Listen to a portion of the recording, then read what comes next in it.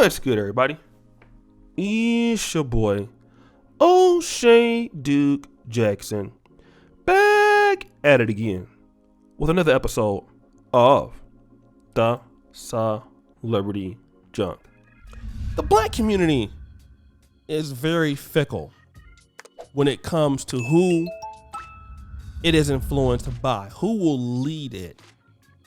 And I've lived abroad for the last 6 to 7 years. I've lived in Africa, I've lived in Europe, but I'll talk a little bit more about the European experience. Living in Europe, what I found is that there are charismatic people here just like anywhere else. You have people who are very influential, people who can make folks laugh, people who can get people to be empowered to make changes and do things. But Europeans are more selective in giving their trust to people who actually produce. They hold their people to the standards of production. Now, in comparisons to what I see in the black community and in Africa, people are more, let's say, influenced by the person's charismatic ability. The ability for a person to make you be able to laugh or to feel something or to feel angry or to feel, like you're like you're going to basically come from last to first, and these things, make you feel good about yourself. But those people who say they are going to do things don't actually do it. And yet we don't really hold those people to the same level of accountability as other groups. And I want to kind of say that because this is what we're having right now with Dr. Umar Johnson. Dr. Umar Johnson is a very charismatic individual. I love to listen to him talk. He makes strong points. About 90% of the things or more that he teaches, I definitely agree on. But Umar Johnson has the Marcus Garvey problem. And allegedly, Marcus Garvey was a man who was very, very powerful, very, very charismatic in what he thought. But when it came to working well with others, when it came to understanding how to do things, he kind of struggled with that a lot. And Dr. Umar Johnson is in the same vein. Umar Johnson represents what a lot of black preachers represent in today's world. They're good at criticizing others, not good at taking the criticisms themselves. And they don't understand that it takes teamwork to make the dream work. But Umar Johnson, your participation in his projects have to do with how much money you give him. And if you don't give him enough money, then it's your fault. But what we've seen with this last loss of accreditation, because now he cannot even receive donations in the name of this academy, is Umar's inability to do one thing that the black community needs to be done: productive. Umar Johnson is not a producer. He's a talker. And don't get me wrong, charismatic people are needed in every community. You need to galvanize people, and I get that. But see, the black community needs producers, people who know how to get things done. Isn't that what Carter G. Woodson talked about? We got a lot of people who, they talk a good game, and shout out to Brother George Macon for also mentioning this, but they don't want to do anything. See, that's the black community's problem.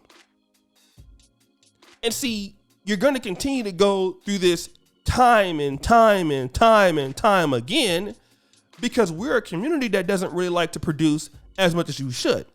This is even why, if you look at even some of our entertainment sectors, which that brings a lot of money for our community, just look at the Shade Room. Who are they owned by? Nigerians. Media Takeout. I believe that guy is from somewhere in Senegal or Ivory Coast. Wall Star Hip Hop. Haitians. Want to know why? Because even other groups in the black world have an ability to enter into the markets because they're about producing results.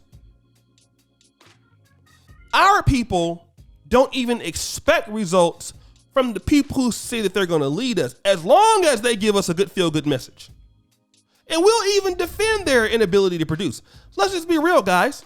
Dr. Umar Johnson has showed us for many years he is not a producer. He's a intellectual that can't even make his own thoughts come to life.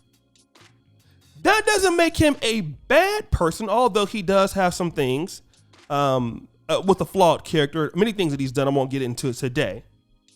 That definitely makes some of his decisions questionable, if you will. But Umar Johnson cannot build a system around him of competent people because, in my opinion, he's threatened by those people. See, Umar Johnson has to be at the top.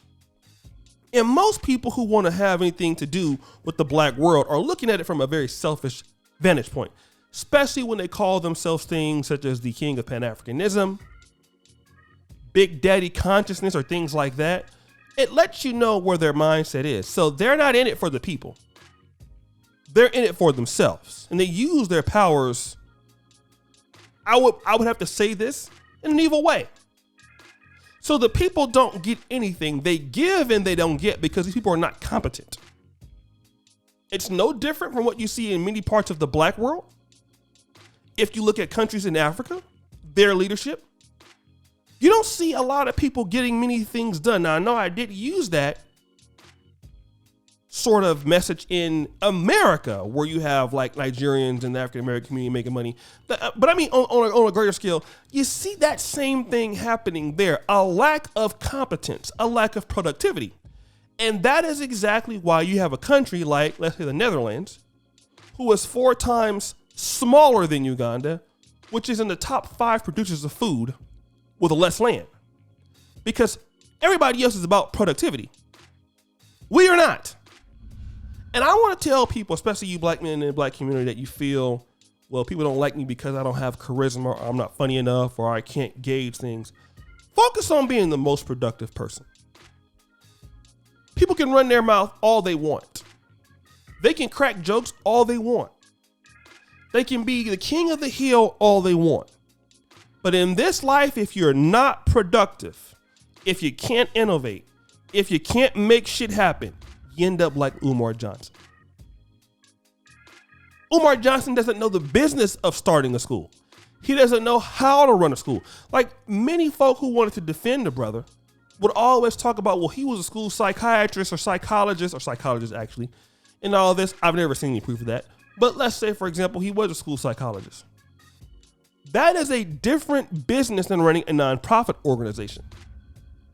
You know, taking cash apps and not claiming it and not filing, your taxes and all that, not having an accountant and just being dusty. That is completely different. It's a different business. Running a school is a different business than being a school counselor or a school psychologist.